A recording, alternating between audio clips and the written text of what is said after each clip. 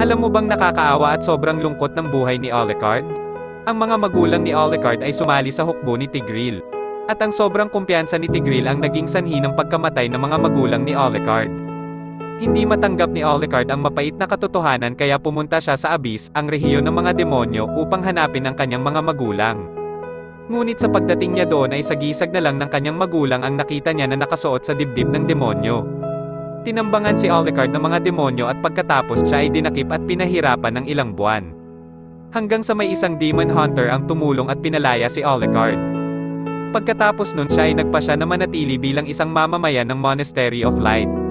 Ang kabataan ni Alucard ay puno ng mga kalunos-lunos na pangyayari. Noong panahong nahuli siya ng mga demonyo ay wala siyang ibang inisip kundi ang kung paano mabuhay, at ang galit ay nabaon sa loob ng kanyang puso. Kahit na pinahirapan at pinahiya siya ng mga demonyo ay hindi niya binigo ang kanyang pagnanais na maghiganti. Ang pagnanais ni Alucard na makapaghiganti ang nagbigay ng lakas sa kanya upang mabuhay sa mga buwan ng pagkakakulong.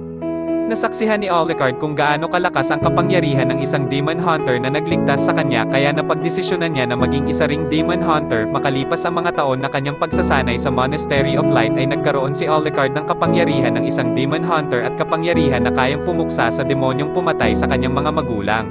Demons, I'll cleanse this land with your blood!